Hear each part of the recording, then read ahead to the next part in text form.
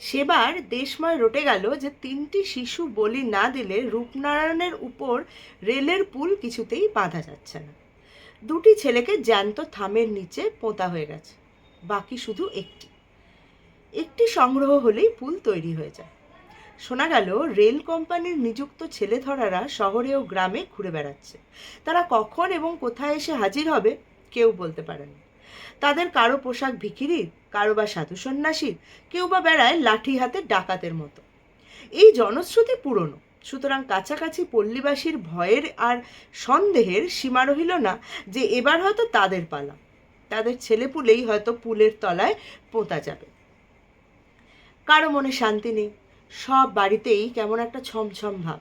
আবার তার উপরে আছে খবরের কাগজের খবর। কলকাতায় যারা চাকরি করে তারা এসে জানায় যে সেদিন বউবাজারে একটা ছেলে ধরা পড়েছে। কাল কড়েয়ায় আর একটা লোককে হাতে নাতে ধরা গেছে, সে কিনা ছেলে ধরে ঝুলিতে পড়ছিল। এরকম কত খবর। কলকাতার অলিতে গলিতে সন্দেহক্রমে কত নিরীহের প্রতি কত অত্যাচারের খবর লোকের মুখে মুখে আমাদের দেশে এসে পৌঁছল। এমনি যখন অবস্থা, তখন আমাদের দেশেও হঠাৎ একটা ঘটনা ঘটে গেল, সেইটা আজকে বলি। পথের অদূরে একটা বাগানের মধ্যে বাস করেন বৃদ্ধ মুখুজ্জে দম্পতি। ছেলেপুলে নেই, কিন্তু সংসারেও সাংসারিক সকল ব্যাপারে আসক্তি 18 আনা। ভাইপোকে আলাদা করে দিয়েছেন, কিন্তু আর কিছুই দেননি। দেবেন এ কল্পনা তাদের নেই। সে এসে মাঝে মাঝে দাবি করে ঘটি বাটি তৈজসপত্র। তখন খুঁড়ি চেঁচিয়ে হাট বাঁধিয়ে লোকজন জড়ো করেন, বলেন হিরু আমাদের মারতে এসেছিল। হিরু বলে সেই ভালো, মেরেই একদিন সমস্ত আদায় করুন। এমনি করেই দিন কেটে যায়। সেদিন সকালে ঝগড়ার চূড়ান্ত হয়ে গেল। উঠানে দাঁড়িয়ে বললে, শেষ বেলা বলছি খুড়ো, আমার ন্যায্য পাওনা দেবে কিনা বলো। খুড়ো বললেন, তোর কোনো ন্যায্য পাওনা নেই। নেই না, আদায় আমি করেই ছাড়ব। খুড়ি রান্নাঘরে কাজ করছিলেন, বেরিয়ে এসে বললেন, তাহলে যা, তোর বাবাকে ডেকে আনগে। হিরু বলল, আমার বাবা তো স্বর্গে গেছেন, তিনি আসতে পারবেন না। আমি গিয়ে তোমাদের বাবাকে ডেকে আনবো, তাদের কেউ হয়তো বেঁচে আছে, তারা এসে চুল চিরে আমার বকরা ভাগ করে দেবে। তারপর মিনিট দুয়েক ধরে উভয় পক্ষে যে ভাষা চলল তা লেখা যায় না। যাওয়ার আগে হিরু বলে গেল, আজই এর একটা হেস্তনেস্ত করে তবেই ছাড়ব। এই তোমাদের আমি বলে গেলুম, সাবধান। রান্নাঘর থেকে খুড়ি বললেন, তোর ভারী ক্ষমতা, যা যা যা পারিস কর। হিরু এসে হাজির হলো রায়পুরে। ঘর কয়েক গরিব মুসলিমদের পল্লী। মহরমের দিনে বড় বড় লাঠি ঘুরিয়ে তারা তাজিয়া বের করে। লাঠি তেলে পাকানো, গাঁটে গাঁটে পেতল বাঁধানো। এই থেকে অনেকের ধারণা তাদের মতো লাঠি খেলোয়াড় এই অঞ্চলে মেলে না। তারা পারে না এমন কাজ নেই, শুধু পুলিশের ভয়েই শান্ত হয়ে থাকে। হিরু বললে, বড় মিয়া, এই নাও 2 টাকা আগাম দিলাম, তোমার আর তোমার ভাইয়ের। কাজটা উদ্ধার করে দাও, আরও বকশিস পাবে। টাকা দুটি হাতে নিয়ে লতিফ মিয়া হেসে বললে, কি কাজ বাবু? হিরু বললে, এদেশে কেনা জানে তোমাদের 2 ভাইয়ের কথা। লাঠি চড়ে বিশ্বাসদের কত জমিদারি হাসিল করে দিয়েছ, তোমরা মনে করলে কি পারো না বলো তো। বড় মিয়া চোখ টিপে বললে, চুপ চুপ বাবু, থানার দারোগা শুনতে পেলে আর রক্ষে থাকবে না।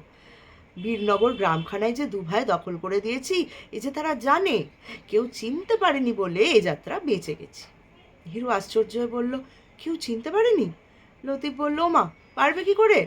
মাথায় পাগড়ি বাঁধা, গালে গালপাট্টা, কপালে কপাল জোড়া সিঁদুরের ফোঁটা, হাতে 6 হাতি লাঠি।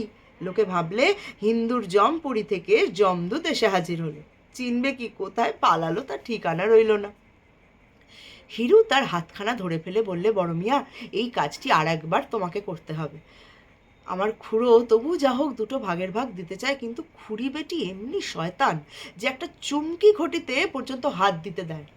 ওই পাগড়ি, গালপাট্টা আর সিঁদুর মেখে লাঠি হাতে একবার গিয়ে উঠানে দাঁড়াবে, তোমাদের ডাকাতে হুমকি একবার ঝাড়বে, তারপর দেখে নেব আমি কি সে কি হয়। আমার যা কিছু পাও না আমি ফেরে বার করে আনব, ঠিক সন্ধ্যার আগে, ব্যাস। লতিফ মিয়া রাজি হলো। লতিফ মামুদ 2 ভাই সাজ পোশাক পরে আজই গিয়ে খুড়োর বাড়িতে হানা দেবে ঠিক হয়ে গেল। পিছনে থাকবে হিরু।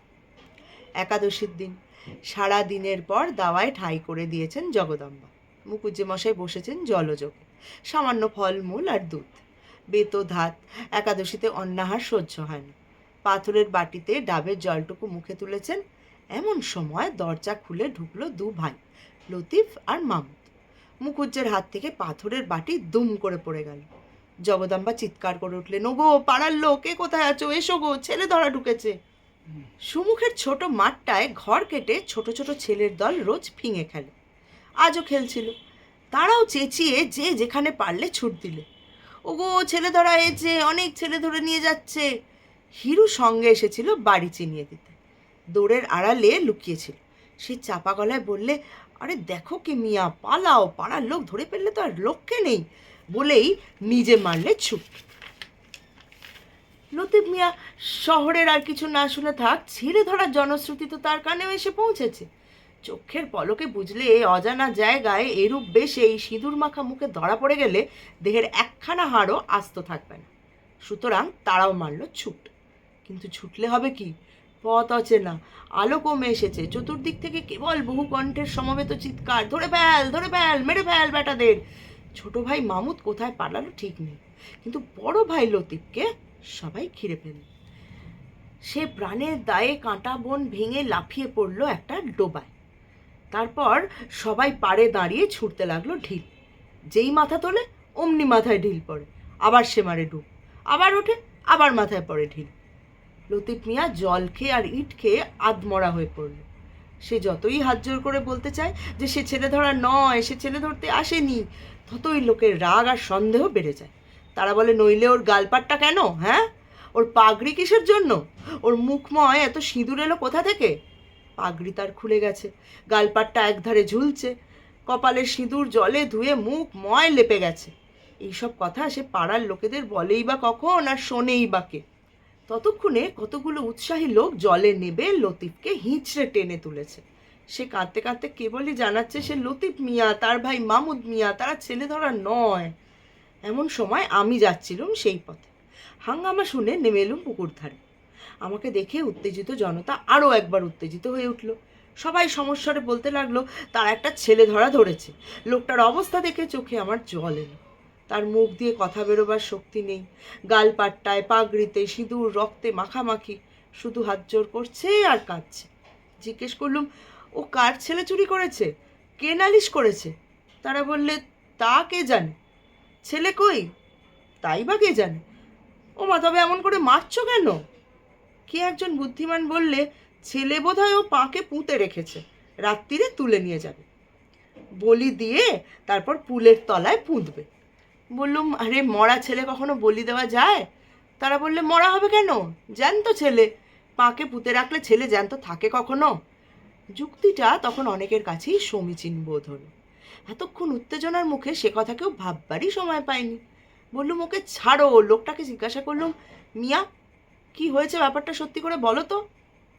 এইরকম অভয় পেয়ে লোকটা কাঁদতে কাঁদতে সমস্ত ঘটনা বিবৃত করল। মুখুজ্জে দম্পতির উপর কারো সহানুভূতি ছিল না, কিন্তু এ কথা শুনে অনেকের করুণাও হলো। বললুম, লতিফ মিয়া বাড়ি যাও, আর কখনো এসব কাজে এসো না। সে নাক মললে, কান মললে, খোদার কিরে নিয়ে গিয়ে বললে, বাবুমশাই আর এসব কাজে কখনো না। কিন্তু আমার ভাই গেল কোথায়? বললুম, ভাইয়ের ভাবনা বাড়ি গিয়ে ভেবো লতিফ, এখন নিজের প্রাণটা যে বাঁচলো এই ঢের, যাও। লতিফ খোঁড়াতে খোঁড়াতে কোনো মতে বাড়ি চলে গেল। অনেক রাত্রে আর একটা প্রচণ্ড কোলাহল উঠল ঘোষালদের পাড়ায়। তাদের ঝি গোয়ালে ঢুকেছিল গরুকে জাপ দিতে। খড়ের ঝুড়ি টানতে গিয়ে দেখে টানাই যায় না। হঠাৎ তার মধ্যে থেকে একটা ভীষণ মূর্তি লোক বেরিয়ে এসে ঝির পা দুটো জড়িয়ে ধরল। ঝি যতই চেঁচায়, বেরো গো, কে কোথায় আছো, ভূত আমাকে খেয়ে ফেললে। আর ভূত ততই তার মুখ চেপে ধরে বলে, মাগো আমাকে বাঁচাও, আমি ভূত প্রেত নই, আমি মানুষ। চিৎকারে বাড়ির কর্তা আলো নিয়ে লোকজন নিয়ে এসে উপস্থিত। আগের ঘটনা গায়ের সবাই শুনেছে, সুতরাং ছোট ভাইয়ের ভাগ্যে বড় ভাইয়ের দুর্গতি আর ঘটল না। সবাই সহজেই বিশ্বাস করে নিল যে এই সেই মামুদ মিয়া, ভূত নয়। ঘোষাল তাকে ছেড়ে দিল, শুধু তার সেই পাকা লাঠিটি কেড়ে নিয়ে বললে, ছোট মিয়া, সমস্ত জীবন মনে থাকবে বলে এইটি আমি রেখে দিল। মুখের ওইসব রং টং ধুয়ে ফেলে এখন আস্তে আস্তে ঘরে যাও। কৃতজ্ঞ মামুদ 100 সেলাম জানিয়ে ধীরে ধীরে সরে পড়ল। ঘটনাটি কিন্তু ছেলে ভুলানো গল্প নয়, সত্যই আমাদের ওখানে ঘটেছে। এই আমাদেরটা যে কাদের সেইটা বলার জন্য বলতে হবে যে গল্পটা কার লেখা। শরৎচন্দ্র চট্টোপাধ্যায়। গল্পের নাম হলো ছেলে ধরা। আজকেও আমি একটা আমার হাজবেন্ড সুদীপের ছোটবেলার একটা বই আমাকে খুঁজে দিয়েছে ওর বইয়ের র্যাক থেকে, সেই বইটা থেকে বললাম। এইটাও ওরকম ব্রাউন পেপারে মলাট দেওয়া। বইটার নাম হলো ছুটির ঘন্টা, 1994-96। 1994-96 কত বয়স ছিল? 1994-96-তে আমার ভালোই বয়স ছিল, আমার বয়স ছিল 8-9 বছর। অনেকদিন আগে। আর এই বইটা হলো সুনীল গঙ্গোপাধ্যায় সম্পাদিত। হ্যাঁ, সুনীল গঙ্গোপাধ্যায় সম্পাদিত। না 94, 94। 94 মানে হচ্ছে 85-94, হ্যাঁ 9 বছর। এটা সেপ্টেম্বর 1994 প্রথম প্রকাশ, মানে ফার্স্ট এডিশনটাই এটা কেনা হয়েছে। এই বইটার দাম ছিল তখন 40 টাকা, ভাবা যায়? ছুটির ঘন্টা ব্রাউন পেপারে দিয়ে, কি বাবা মলার দিয়ে দিত? বাবা সবগুলো মারা দিয়ে দিতেন।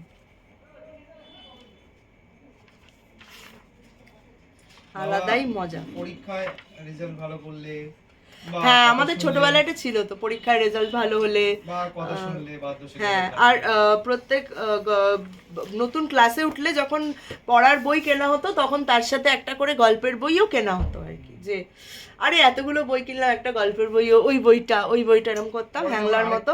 বড় হলাম তখন আবার বই তো কেনা হতোই, তার সাথে আবার ক্যাসেটস ছিল তখন, অডিও ক্যাসেটস। আমার বাড়িতে আবার ক্যাসেট এসছে অনেক পরে, মানে আমি যেহেতু নাচ শিখতাম, আমার বাড়িতে টেপ রেকর্ডার 2-in-1 ছিল তখন। 2-in-1 FM আর টেপ রেকর্ডার, ওই দুটো এসছিল, ওইটা একসাথে এসছিল। তারপর আমি তখন নাচের যেহেতু ক্লাস থাকতো, আমার নাচের প্রোগ্রাম থাকতো, রিহার্সাল করতে হতো, সেই জন্য। তাহলে আজকের গল্প শেষ হলো। ও না, দ্বিতীয় সংস্করণ এই বইটা। হ্যাঁ, আবার উপরে আবার সেটাও লেখা আছে, দ্বিতীয় সংস্করণ। এত কিছু এখন আর বোধহয় কেউ দেখার সময় পায় না, বই পড়ারই সময় পায় না কেউ। আবার দেখা হচ্ছে কালকে। কেমন লাগছে আমাকে জানাবেন। আর অন্য রকম কোনো গল্প, আরও কোনো গল্প শুনতে চাইলে আমাকে সেটাও জানাবেন। আমার চ্যানেলে পাশে থাকবেন, সাপোর্ট করবেন। Thank you, tata.